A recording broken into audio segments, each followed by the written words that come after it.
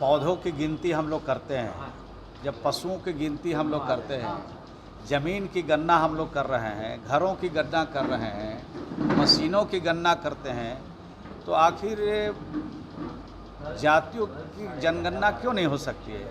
होना चाहिए।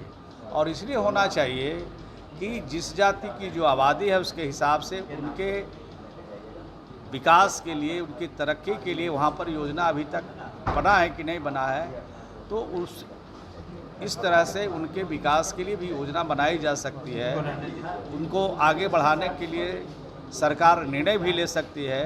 तो इस प्रकार से राज्य को इसका लाभ मिलेगा और ये पता भी चल जाएगा कि किसकी कितनी आबादी है, किसकी कितनी जनसंख्या है, और उस आधार पर आगे हम लोग काम भी सरकार के तरफ से भी काम शुरू करेंगे तो और ज़्यादा उनको लाभ मिलेगा। सर, बीजेपी सहमति तो जता चुकी है, लेकिन उनका ये भी कहना है कि इसके साथ जनसंख्या नियंत्रण कानून भी बन जाना चाहिए। तो जनसंख्या नियंत्रण पर तो मुख्यमंत्री जी का स्पष्ट वक्तव्य हमेशा आता रहता है। उनका कहना है कि हम लड़कियों को ज्ञान के क्षेत्र में आगे बढ़ाएंगे। जैसे जैसे हमारी लड़कियां ज्ञान के क्षेत्र में आगे बढ़ेगी वैसे वैसे जनसंख्या पर नियंत्रण होगा। और बिहार के जो आंकड़े हैं उसके हिसाब से ये अभी तक दिख रहा है, बल्कि और भी तेज़ी के साथ काम बिहार की सरकार कर रही है। पहले हर पंचायत में हाई स्कूल नहीं थे, तो अब हाई स्कूल खोले जा रहे हैं। हर अनुमंडल में डिग्री कॉलेज नहीं थे, तो डिग्री कॉलेज खोले जा रहे हैं। तो पढ़ाई के लिए बच्चियों को आगे बढ़ाने के लिए जब ये ज्ञान के क्षेत्र में बढ़ाएंगे तो निश्चित रूप से जनसंख्या पर आपे आप नियंत्रण हो जाएगा। सर, ज़्यादा जरूरी कौन है, पहले जनसंख्या नियंत्रण होना चाहिए या जातिगत जनगणना? सब कुछ जरूरी है। मनुष्य के लिए जितना जरूरी हवा है उतना ही जरूरी पानी भी है, और जितना जरूरी भोजन है उतना ही जरूरी वस्त्र भी है।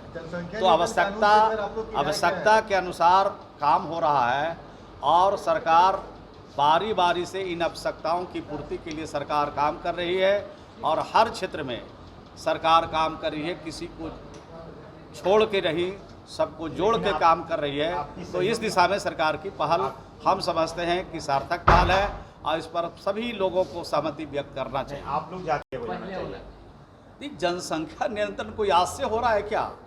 उसके लिए स्वास्थ्य विभाग भी काम कर रहा है। उसके लिए मुख्यमंत्री जी ने अलग से योजना भी बिहार में बनाई, जिसकी चर्चा मैंने किया कि लड़कियों को पढ़ाने के लिए आगे हाई स्कूल में इंटर तक की पढ़ाई, कॉलेज की पढ़ाई कराएंगे, तो लड़कियों में एक जागृति पैदा होगा और जनसंख्या नियंत्रण करने में हम सबको सहूलियत होगी।